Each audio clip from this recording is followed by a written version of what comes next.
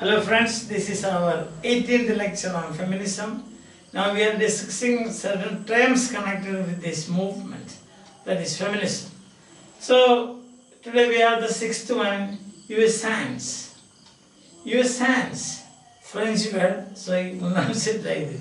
And when we pronounce French words, it looks, you will hear it in a very strange way, isn't it? For example, Helen seesaw. Seesaw, you write C-I-X-O-U-S and you pronounce it seesaw, seesaw, like that. So this is US hands. J-O-U-I-S-S, sixth one. J-O-U-I-S-S-A-N-C-E. So US hands. US hands. And what is use hands means? It simply means enjoyment in English. Enjoyment. But not the enjoyment that you think of. Actually it is sexual enjoyment. Or what is a certain, in a certain way you can say it is sexual orgasm. Use hands. Sexual orgasm or sexual enjoyment. The pleasure of enjoyment. So that is not mere enjoyment, but when you translate this word, it is enjoyment. So most commonly this is associated with, as I already told you, the name of the seesaw. Helen seesaw, C-I-X-O-U-S. C-I-X-O-U-S, seesaw. Helen seesaw. So this term is associated with her. That means probably she might have coined this. That is the reason.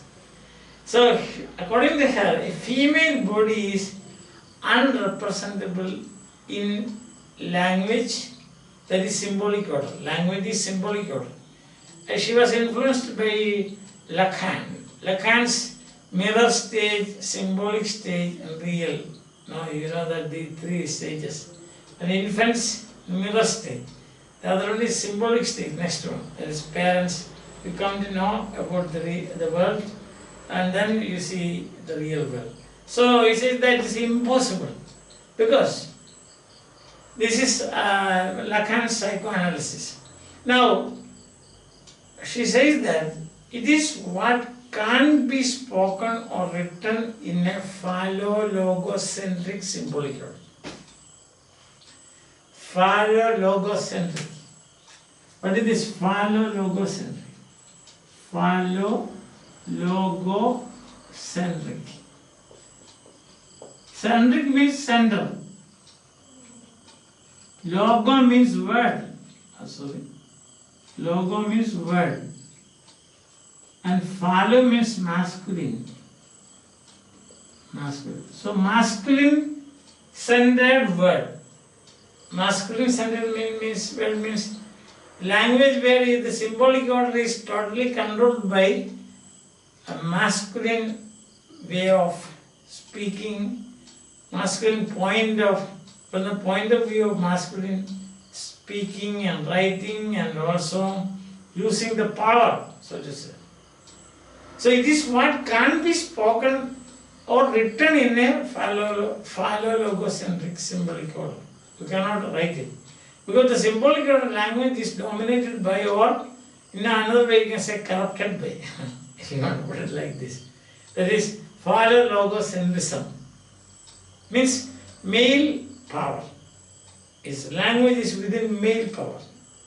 So what she means is, as I already told you, a certain understanding of the term, not exactly, female sexuality, sexual orgasm, or female sexual pleasure, and that is what she means by feminine US hands. So it is, you can unrepresentable in a phallo-logocentric symbolic. See, that's the point. So the expressions that we use, say sexual orgasm, sexual pleasure, etc., etc. You have to borrow words from a philo-logocentric symbolic order. Symbolic order means language. So, the women or the yes, that is, you cannot express the sexuality of women in such a language. That's the meaning. Because you need a language, for expressing. And this language is under the grip of the masculine power, the power of men. That means not that they are holding a dictionary or that they are keeping with them all the words and phrases and so on. No, the expression, so to speak. There's no scope for us.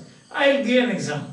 See, in a society where you have got a very strict feudalism, feudalism, and the language used by the feudal lords, then you have got the slaves or the peasants. See, the language used by the feudal lords to express their pleasure, their way of eating and things like that, the peasant cannot use. Why? Because that is a feudal lord or feudal system centered language. The feudal system centered language a peasant cannot use. See? So for example, you think of a soup, butter, cheese, then you have got such different varieties of preparations with the chicken and with birds and so on. So that is, I am just giving an example, not now, once upon a time. These words could be used only by the people of the elite people, so to say. These words could not be used by the peasants. Or you say Lord, Master, or you say the owner of a land. A peasant cannot use. Now I think you understand that. When it is feudal-centered language, a peasant cannot use. Same thing here, when the language is philo-logocentric, controlled by masculine wishes, masculine way of life, masculine power, masculine pleasures. Their feminine pleasures, feminine expressions have no chance. That is what she says. Your sense, a special kind of pleasure that you cannot represent in a philo-logocentric language. Symbolic order. Language means symbolic order. Understand? I suppose you got it. So this happens the same thing with bourgeoisie and the proletariat. The language used by the bourgeoisie, this cannot be used by the proletariat because the level of life is different. Same, that's it. Okay. The next word is, seventh one is, I think it is clear now. Seventh is patriarchy. A common word you may think, but in this context, patriarchy means what? That means it's a cover term. Used to represent male-dominated structures. Patriarchy means male-dominated structures and social arrangements for the oppression of women.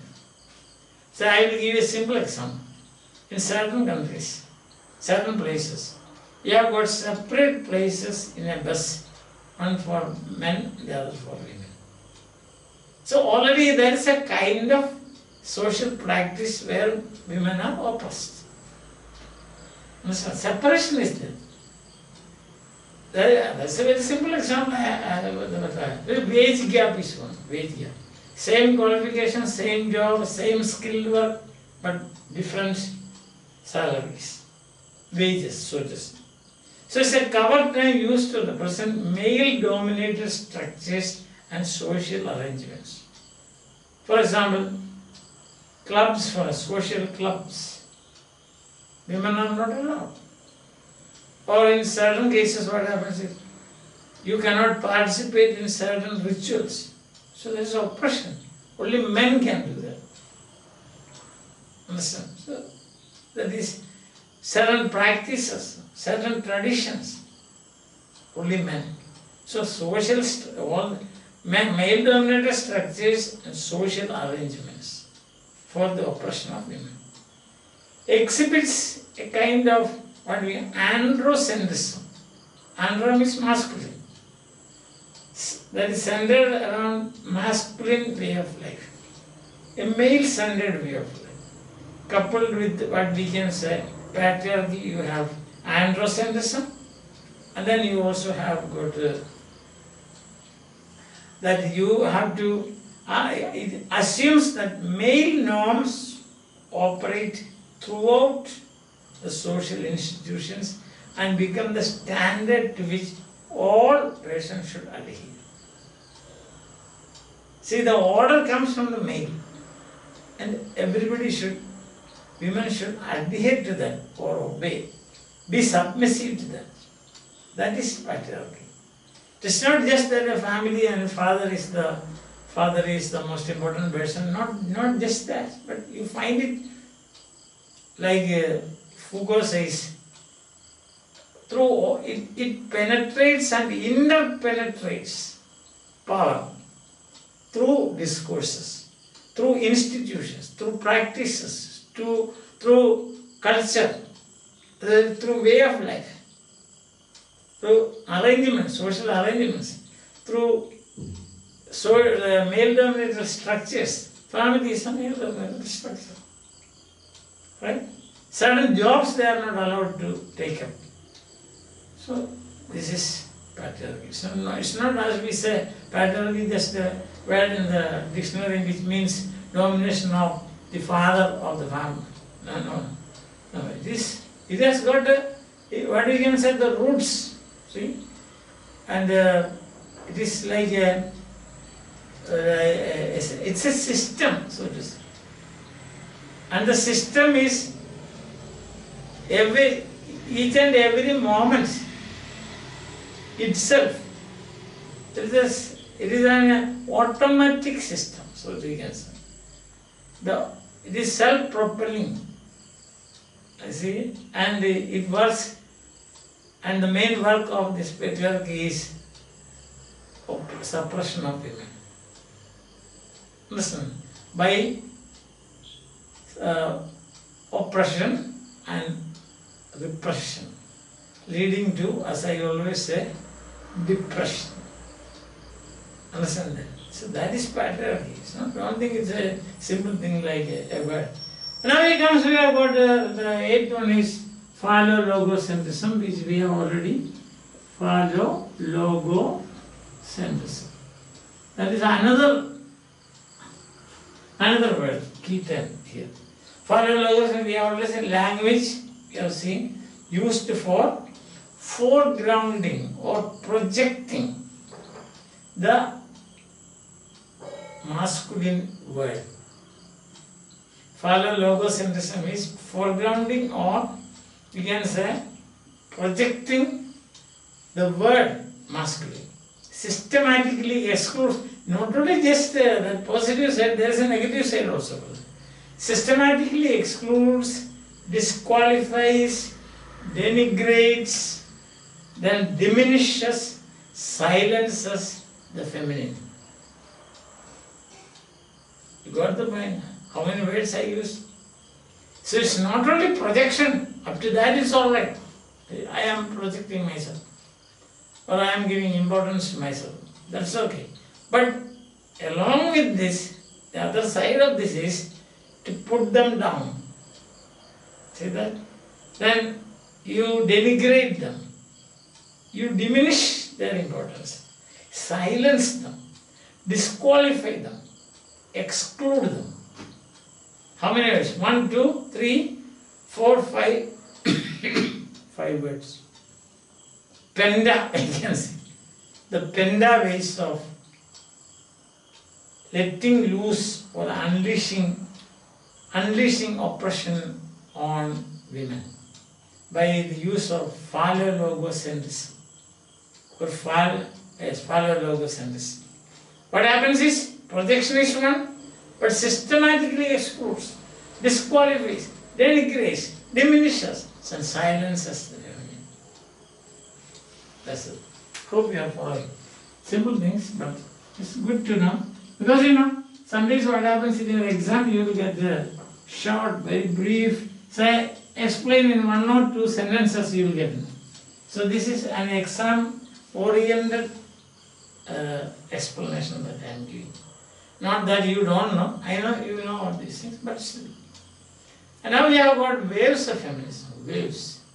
We have got first wave, second wave, third wave, and fourth wave. And present day continues.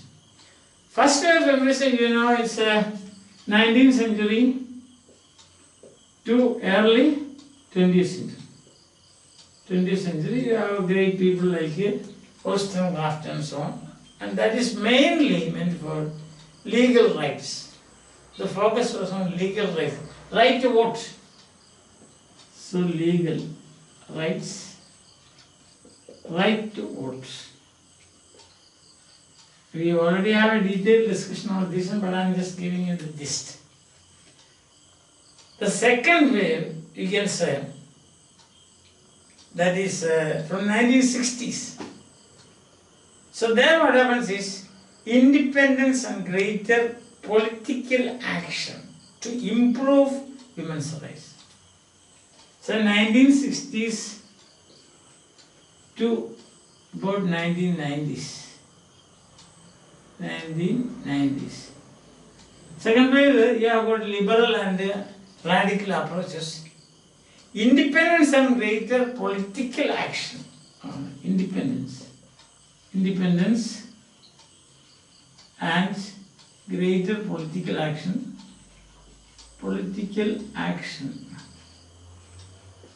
Etc. you can see. For greater independence, yes. Participation. You have got women's rights, improve women's rights. Focus on the inclusion of women in what you can say traditionally male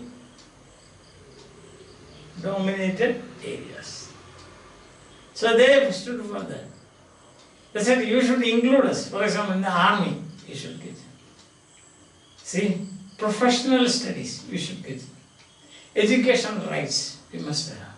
So these are the things. So you have got 2 approaches, you remember, liberal and radical. There are 2 approaches. The third wave feminism, that is from 1990s to 2012. This 2012. That's third wave feminism. There, third wave feminism is characteristic. What happened is that challenge and expand the common definitions of gender and sexuality.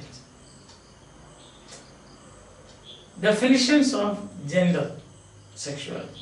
But it is a social construct, gender roles, and so on. So that is expansion of, focus is expansion of first challenge and expansion of definitions of sexuality. What is meant by sexuality? And also, you have got to expand gender. So that is. Already we have seen great personalities here, isn't it? Betty Friedan, you have Simone de Beauvoir, and you have got Kate Millett, isn't it? So you have got many, and Elaine Short, Julia Kristeva. There are great personalities, Helen Sisal. These are, and in our own country we have someone who is fighting for this Arundhati Roy. Isn't it? We have present, contemporary. Yes, so the author of, you remember her novel, Booker Prize, it is The God of Small Things. Isn't it? Now another book she is going to publish, I think this month or next month. It is, I saw that in the newspaper, but I don't remember the title. I saw it, but I don't remember the title. But I think it's coming soon, so it will be in the bookstores available within maybe 30 or 40 days, or this month or next month. I think, yes, maybe. Oh, okay, well, whatever it is. So challenge is find the common definitions of gender and sexuality. Understand? That's it. Then the fourth way is from 2012 onwards. 2012 onwards continues. So but it's a social media based. Social media plays a great role in this. Now here what is mainly the focus is, you have, in the third, you forgot a very important word, intersectionality. Intersectionality means include all women of race, color, ethnicity and all those things. So that's a very important point I forgot to tell you. Intersectionality, irrespective of caste, creed and so on and so forth. So in the social media, this is a revolution that you find in social media. Then what happens is that, the focus is justice for women with reference to sexual harassment and violence, rape culture. A lot of sexual harassment and violence going on, so you have to put a stop to that and justice should be given. That is the focus here. Harassment and violence. I think these are waves. What do you get? You got an idea about this. We have already made a detailed discussions of these waves, first wave, second wave, and third. Now fourth, what is the 6, 7, 8, 9? 9, isn't it? This is 9, 10. 10th point is today, 10th point is what we call, semiotic.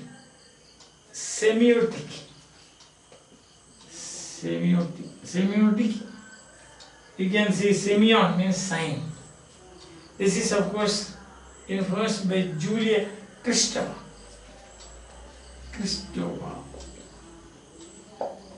She is the originator of this idea, and this makes a distinction between symbolic order and semiotic order. Semiotic and symbolic order of communication, different ways of communication. Sign communication, the other is language communication. Semiotic and symbolic. She makes a distinction between symbolic order, that means language. Language, we think of language in terms of grammar, isn't it? Syntax, like that. The other is semiotic order. Semiotic, that means signs. So rhythm, sound, and so on. That is semiotic. She makes a distinction between these two. These two in approach to feminism. Semiotic level includes rhythm, sounds, and the way you can convey powerful but indefinable emotions. Sometimes, certain emotions you cannot define it, you cannot express it with language, using language. So then what do? You use sounds, you use rhythm, and so on. So that is semiotic order of communication. This happens sometimes in this movement.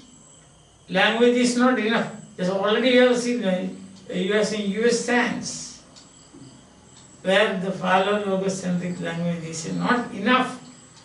It is insufficient for expressing the emotions of females or women.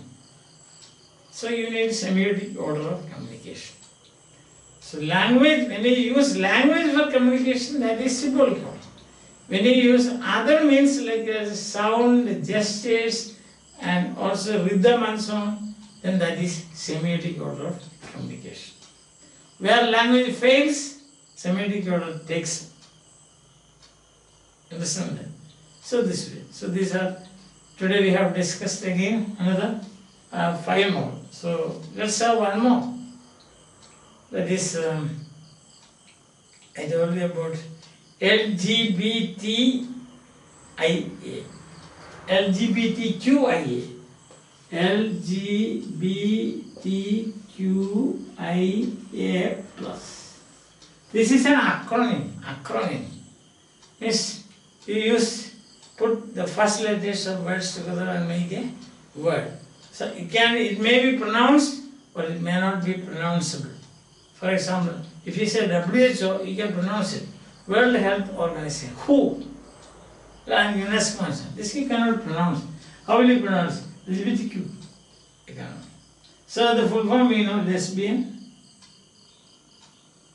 gay, bisexual, transsexual, queer, intersexual, and then what is the last one? I, isn't it? A. That is bisexual, transsexual, understand? Intersexual plus LGBTQIA plus. A is, I think it is LGBT. This is lesbian, gay, bisexual, transsexual, queer, intersexual, and is it asexual? Maybe I forgot. Yes, no, it's only yes, LGBTQIAS. Plus means more. Plus means more. I hope you understand. You have been following all these points which I have been discussing. Your sense means pleasure, not just pleasure, but sexual pleasure. Patriarchy means just not the domination of the men, but it is, you find it everywhere. All discourses. Phallologocentrism means the language to project masculine and also put down feminine. Waves of feminism means movements. First, second, third, fourth, and fifth. First one is legal rights. Second one is about independence. Third one is intersectionality mainly. Fourth one is social media and against violence. And then we have semiotic communication and symbolic communication. A distinction made between by Julia Kristeva, and she says that symbolic is language, semiotic is by other means, rhythm and sound. Sometimes language fails and then you have to use this. That is semiotic. And then we also saw the full form of LGBTQIA. That A stands for exactly I don't remember. Tomorrow I will tell you. Tomorrow. Up to this I remember. Lesbian, gay, bisexual, transsexual, queer, intersexual. Then is it asexual? I don't know. I have to look up and see. This I have a doubt. Okay, leave it there. Tomorrow we will clarify that. Or one of you can come up and clarify. Plus means more. That's all. I think for the time being we will wind up and see you again tomorrow. Or tomorrow is holiday and let's say after 2 or 3 days, then you come up with more ideas if you have any, and then we will see. Bye. Have a nice time.